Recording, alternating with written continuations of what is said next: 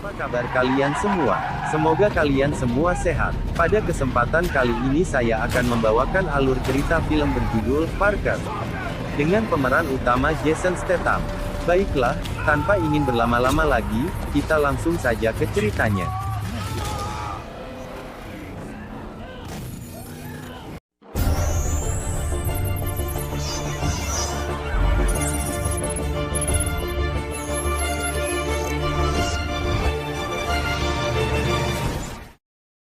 Film dimulai pada sebuah acara pekan raya di Ohio, Florida, Amerika Serikat. Kita langsung bertemu dengan Jason Statham yang sedang menyamar jadi seorang pastor dalam film ini. Dia berperan sebagai Parker. Hari itu Parker dan komplotan barunya sedang merencanakan perampokan uang hasil penjualan tiket di pekan raya. Komplotan Parker terdiri dari Mallender, Ross, Hedwig dan Carson yang memiliki tugasnya masing-masing. Mallender dan Ross yang menyamar sebagai badut, bertugas langsung membobol ke dalam gedung.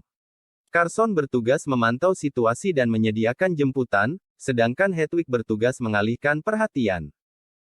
Parker yang menyamar sebagai pastor memiliki tugas sebagai eksekutor. Dia langsung mengetuk ke dalam bangunan tersebut dengan pura-pura menitipkan koper, namun ketika para penjaga lengah dia langsung menyerang ke dalam dibantu oleh Mallender dan Ross yang sudah menunggu di balik ke lantai. Para penjaga dan petugas di sana dapat dilumpuhkan dengan mudah. Kemudian mereka langsung membobol brankas yang ada di sana, dan mengambil semua isinya. Hedwig yang bertugas mengalihkan perhatian, malah mendapatkan kendala, sehingga dia membakar jerami di tempat yang tidak ditentukan. Kebakaran tersebut cepat merambat ke tabung gas di dekatnya sehingga mengakibatkan ledakan yang cukup besar, dan memakan beberapa korban jiwa. Komplotan Parker segera keluar dari sana, dan langsung masuk ke dalam mobil yang telah disediakan oleh Carson. Mereka pun segera pergi dari sana, kemudian bertemu di sebuah gedung tua. Hedwig yang sempat dihajar oleh Parker, karena melakukan tugasnya tidak sesuai rencana, dan mengakibatkan jatuhnya korban jiwa yang tak bersalah yang telah melanggar kode etik Parker, yaitu kode etik yang pertama. Parker tidak pernah mencuri dari orang yang tidak punya harta, dan yang kedua adalah tidak melukai orang yang tak pantas menerimanya. Kemudian setelah perdebatan tersebut, mereka pun segera pergi dari sana menggunakan mobil yang telah disediakan. Saat di perjalanan Mallender tiba-tiba merubah rencananya, yang akan langsung membagi uang tersebut 200.000 per orang malah menjadikan uang itu sebagai modal untuk pencurian yang lebih besar lagi. Supaya mereka mendapatkan bagian yang lebih besar. Saat itu Mallender merencanakan untuk merampok perhiasan yang berharga puluhan juta, namun Parker menolak rencana tersebut. Dia ingin tetap ada rencana awal yaitu dibagi 200.000 dolar per orang. Mallender dan ketiga orang lainnya ternyata sudah merencanakan hal ini. Parker pun menyadari bahwa dia sedang dalam bahaya di dalam mobil tersebut, karena Mallender dan yang lain akan menghabisinya. Tanpa aba-aba Ross yang sudah mempersiapkan shotgun langsung menembak Parker, perkelahian pun terjadi di dalam mobil itu sampai membuat Parker terlempar keluar dari mobil. Dan untuk memastikan bahwa Parker telah tewas, Mallender menyuruh Hedwig untuk menembaknya sekali lagi. Setelah itu tubuh Parker ditendang ke pinggir jalan, kemudian mereka pun meninggalkannya. Tak lama, tubuh Parker ditemukan oleh satu keluarga petani, dan ternyata dia masih hidup. Keluarga itu pun segera membawa Parker ke rumah sakit. Keesokan harinya Parker sudah tersadar. Parker yang sadar bahwa para polisi sedang mencarinya, langsung keluar dari kamar tersebut dengan berpura-pura sebagai dokter yang mendorong pasien seorang kakek tua yang tak bisa bicara. Setelah sampai di luar, Parker langsung mencuri mobil ambulans, kemudian dia bersembunyi di sebuah ladang jagung dan merawat dirinya sendiri di dalam sana. Setelah badannya cukup pulih, Parker melanjutkan perjalanan untuk mencari perbekalan. Dia pun mencuri senjata di rumah seorang pemburu. Setelah mendapatkan beberapa senjata dan berganti pakaian, Parker kembali melanjutkan perjalanan dengan mencuri salah satu mobil yang ada di sana, kemudian dia menuju sebuah kantor pajak untuk merampoknya. Hanya dengan pistol kecil dia berhasil melumpuhkan dua polisi yang berjaga. Parker menggunakan uang yang didapat dari sana untuk bekal rencananya membalas dendam kepada kelompok Mallender. Setelah itu Parker menelepon seseorang yang mempunyai jasa pemalsuan dokumen. Dia memintanya untuk membuatkan identitas baru. Parker juga menghubungi mertuanya yang bernama Harley, yang ternyata adalah seorang pencuri senior yang mempunyai banyak kenalan. Karena Parker dikenalkan dengan kelompok lain oleh mertuanya, maka kini Parker menanyakan tentang kerabat Malender kepada mertuanya itu, namun si mertua terlihat enggan memberitahu, karena ternyata Malender dan komplotannya memiliki koneksi mafia besar di Chicago, bernama Danziger, terutama Hedwig yang adalah keponakannya. Namun Parker tak memperdulikan itu semua, dia dengan keras kepala akan terus mengejar mereka. Harley pun akhirnya memberikan informasi tentang nama kakak Hedwig yang bernama Bobby Hedwig. Dia memiliki 5 bar di Bourbon Street. Parker akhirnya memiliki tujuan pertama kemana dia harus mencari komplotan Malender, dengan menggunakan mobil curian yang baru, dia langsung menuju ke Bourbon Street. Malam harinya dia pun tiba di bar milik Bobby. Dengan berpura-pura sebagai orang yang mempunyai urusan dengan Bobby, dia bisa melumpuhkan penjagaan di depan dengan mudah. Parker pun langsung masuk ke dalam ruangan Bobby, tanpa basa-basi dia langsung menyerang Bobby lalu menguncinya dengan kursi. Parker menanyakan di mana keberadaan adiknya. Bobby yang tertekan pun akhirnya dengan terpaksa memberitahu bahwa adiknya sedang berada di Palm Beach, sebuah tempat yang dihuni orang-orang kaya. Setelah dari sana Parker langsung menelpon Claire istrinya, untuk segera meninggalkan rumah besok pagi. Dia mengabarkan hal yang sama kepada Harley, karena dia tahu orang-orang suruhan Danziger pasti akan membunuh keluarganya.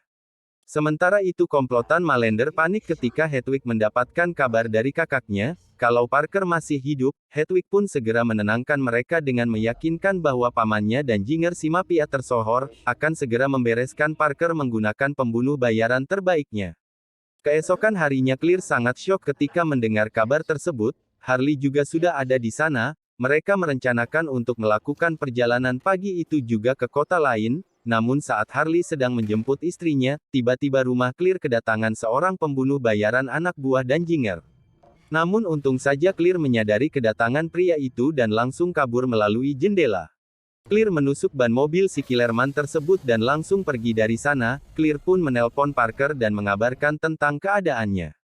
Parker yang sedang dalam perjalanan menuju Palm Beach langsung menyuruh Claire untuk bersembunyi pantai yang dia tahu tempat tersebut adalah tempat yang paling aman untuk bersembunyi. Scene pun berpindah ke Palm Beach, sebuah wilayah tempat orang-orang kaya. Penjaga keamanan sangat ketat di sana. Di sana kita bertemu dengan Leslie, seorang janda yang berprofesi sebagai sales rumah, dan sedang mengalami masalah finansial. Hari itu di tempat kerja, Leslie sedang pusing karena kredit mobilnya sudah nunggak, dan akan segera ditarik leasing. Leslie pun mempunyai ide untuk pencuri klien temannya dengan cara mengambil kontaknya, kemudian mengajak bertemu lebih dulu. Tapi ternyata klien yang Leslie curi itu adalah Parker, yang sudah berganti identitas menjadi Daniel Permit. Di sana seperti biasa, Leslie melayaninya dengan ramah. Setelah mengajak jalan-jalan sebentar, mereka pun berpisah di persimpangan. Parker melanjutkan perjalanannya menggunakan sebuah taksi menuju pantai, tempat istrinya bersembunyi. Claire yang sedang berjemur pun akhirnya bertemu dengan suami kesayangannya. Claire pun juga sepertinya adalah seorang perawat, karena dia bisa merawat luka-luka di tubuh Parker. Setelah melepas rindu sebentar, Parker pun harus kembali ke hotelnya di Palm Beach untuk melanjutkan rencananya. Keesokan harinya Parker kembali bertemu dengan Leslie, kini mereka melihat-lihat rumah secara langsung. Leslie dengan baik mengajaknya dari rumah ke rumah sambil menjelaskan rinciannya, hingga tiba di sebuah rumah yang terlihat tidak menarik dari yang lain. Leslie mengatakan bahwa penyewanya datang bulan lalu dan membeli rumah itu untuk diperbaiki, tapi sampai sekarang belum ada juga kemajuan. Parker yang memiliki insting kuat pun tahu, bahwa orang yang membeli rumah itu pasti adalah Malender dan kawanannya. Malam harinya saat Leslie sedang mengecek informasi tentang David Permit, dia menemukan di sana ternyata dari semua data kartu kredit yang dipakai oleh David Permit tidak pernah sekalipun melakukan transaksi selama hidupnya, sehingga Leslie sadar kalau yang dilayaninya hari ini adalah seorang penipu. Ditambah saat itu tiba-tiba ada email dari leasing yang mengabarkan bahwa mobilnya akan ditarik besok pagi. Leslie yang sudah berharap banyak pada komisi penjualan rumah ke David Permit benar-benar merasa kecewa. Di sisi lain Parker mulai menjalankan rencananya dengan menyelinap ke rumah yang tadi, dan benar saja, dia melihat Malender dan komplotannya keluar dari sana. Parker pun masuk ke dalam rumah lalu memasang senjata di bawah meja. Parker sempat melihat blueprint rancangan perampokan yang akan dijalankan oleh komplotan Malender. Kemudian dia merusak senjata-senjata yang ada di dalam kotak persediaan, supaya tidak bisa ditembakkan. Untunglah dia menyelesaikan rencananya tepat waktu, saat sebelum Malender kembali ke sana. Kemudian ketika Parker kembali ke mobilnya, ternyata Leslie sudah menunggunya di sana. Leslie pun membongkar semua kedok Parker, dia bahkan tahu kalau Parker akan melakukan perampokan. Namun bukannya melaporkan ke pihak berwajib, Leslie malah ingin bergabung bersama Parker, karena dia sedang membutuhkan uang. Akhirnya Parker membawa Leslie ke kantornya, dia pun menyuruh Leslie untuk telanjang, karena ditakutkan Leslie dipasangkan alat penyadap di badannya. Setelah berpikir sejenak, Parker pun memutuskan akan mempertimbangkan pengajuan kerjasama itu besok hari. Besoknya Leslie sudah menunggu dengan khawatir, Parker pun meneleponnya dan setuju untuk mengajaknya kerjasama. Mereka bertemu di sebuah apartemen kosong, di sana Parker mulai menjelaskan rencananya.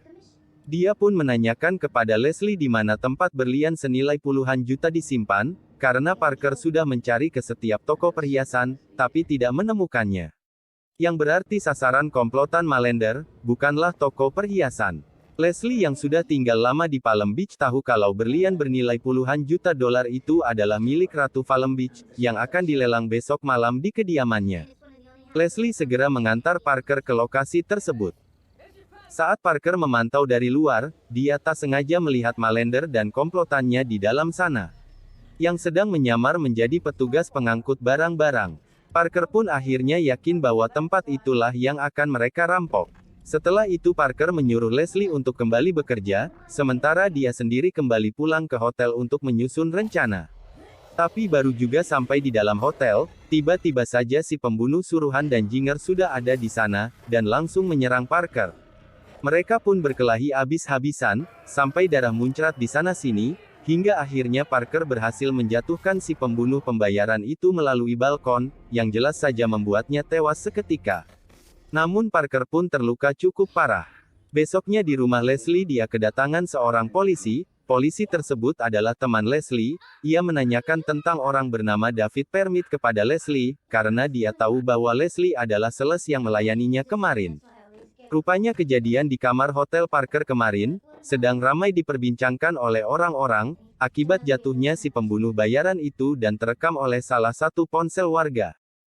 Saat Leslie akan mengambilkan minum untuk si polisi, dia melihat darah di wastafel, dan di bekas telapak kaki anjingnya. Leslie pun mengalihkan perhatian si polisi, dan melihat keluar jendela. Ternyata Parker sedang terduduk berlumuran darah di pojok sana. Seketika Leslie langsung menutup jendela dan meminta Pak Polisi pergi secara baik-baik, dengan alasan dia tidak tahu apapun. Setelah si polisi pergi dia pun segera menghampiri Parker. Namun Parker malah menyuruhnya untuk berangkat bekerja seperti biasa, supaya si polisi tadi tidak mencurigainya. Ibu Leslie yang datang ke sana pun langsung menerima Parker dengan ramah, dan menyuruh Leslie segera berangkat kerja. Parker pun meminta tolong kepada Leslie untuk memberitahukan keadaannya kepada nomor telepon yang ia berikan. Ketika Leslie di tempat kerja dia terus-terusan terpikirkan Parker, dia merasa khawatir dengan keadaannya. Oleh karena itu dia langsung pulang untuk menjenguk Parker.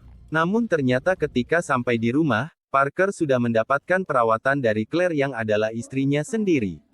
Di sini kita tahu kalau Leslie menaruh perasaan kepada Parker. Parker pun menyuruh Leslie untuk kembali bekerja, karena setelah makan semangkuk sup dia pun akan pergi dari sana. Malam pun tiba, acara pelelangan perhiasan sang ratu pun segera dimulai. Namun baru juga pembukaan, tiba-tiba dua mercon besar meledak di dua sudut ruangan, yang mengakibatkan ruangan tersebut dipenuhi asap. Dan para peserta lelang berhamburan melarikan diri. Kemudian komplotan Malender yang menyamar sebagai tim pemadam kebakaran langsung masuk ke sana untuk mencuri semua perhiasannya. Setelah semua perhiasan dikantongi, mereka segera mengganti pakaian renang, dan dengan membobol salah satu lantai di sebuah ruangan. Mereka kabur melalui jalur laut. Sementara Hedwig yang seperti biasa mengalihkan perhatian, kini memakai perahu menuju area yang dilarang, sehingga para polisi berkumpul untuk mengusirnya. Perhatian mereka pun tertuju kepada Hedwig. Hal tersebut membuat komplotan Malender dengan mudah melewati mereka. Sementara di rumah yang dibeli oleh komplotan Malender, Parker menerobos masuk ke dalam sana, kemudian bersembunyi menunggu mereka pulang. Tak lama komplotan Malender pun datang membawa hasil rampokannya. Dari ruangan gelap Parker mengawasi mereka. Sementara di luar Leslie malah datang ke sana, karena merasa khawatir dengan keadaan Parker. Ia mengintip dari luar jendela. Dan tentu saja dia ketahuan oleh Hedwig yang baru datang. Leslie pun langsung dibawa masuk ke dalam rumah. Entah bagaimana Malender tiba-tiba mencurigai kalau ini adalah ulah Parker. Dia segera menyuruh 3 orang yang lain untuk berpencar menggeledah rumah sampai terus mengancam akan membunuh Leslie. Di luar Rose yang sedang menggeledah bagian belakang, tiba-tiba disergap oleh Parker yang langsung menikam lehernya sampai tewas. Saat Hedwig dan Carson kembali, mereka mulai panik ketika Rose menghilang, yang mengartikan Parker benar-benar ada di rumah itu. Hedwig dan Malender pun segera mengecek ke belakang, sementara Carson diberikan tugas untuk menjaga Leslie. Leslie yang tanpa sengaja menemukan pistol yang ditempelkan sebelumnya oleh Parker. Leslie juga melihat bayangan Parker dari cermin. Malender yang telah kembali memperhatikan sudut mata Leslie yang melihat ke ruangan di sebelah, dia pun tahu kalau Parker ada di sana dan dengan cepat pertarungan pun terjadi antara mereka. Akhirnya Parker berhasil menghabisi Malender dan komplotannya. Setelah itu Parker segera membawa Leslie dan semua perhiasannya masuk ke dalam mobil. Dia pun menyuruh Leslie untuk menyimpan perhiasan di lubang ventilasi kantornya. Kemudian setelah semuanya mereda Parker akan menyuruh orang untuk mengambil perhiasan tersebut dan akan menjualnya. Namun mungkin membutuhkan waktu yang lama, tapi hanya akan mengambil bagiannya saja yaitu sebesar $200.000, dan puluhan juta sisanya akan diberikan kepada Leslie, serta keluarga petani yang menolongnya tempo hari. Malam itu Parker pun pergi dan menghilang dari kehidupan Leslie. 6 bulan kemudian di Chicago, Parker datang ke kantor Danziger dan langsung menghabisinya, sehingga masalahnya dikejar-kejar mafia tidak akan ada lagi. 1 tahun kemudian, di rumah Leslie, dia mendapatkan paket dan ketika dibuka paket tersebut berisi puluhan gepok uang dolar, dan dia sangat bahagia karena uang-uang tersebut jelas menyelesaikan semua masalah finansialnya. Di tempat lain sekeluarga petani juga sama bahagianya dengan Leslie. Kini dia sudah mempunyai rumah yang bagus dari hasil uang yang diberikan oleh Parker. Dan, film pun selesai. Baiklah kawan-kawan, saya kira cukup sekian alur film kali ini. Jangan lupa like, komen dan subscribe, karena dukungan dari kalian sangat berarti bagi channel ini. Saya John Sinaga, pamit undur diri, sampai jumpa lagi di lain kesempatan.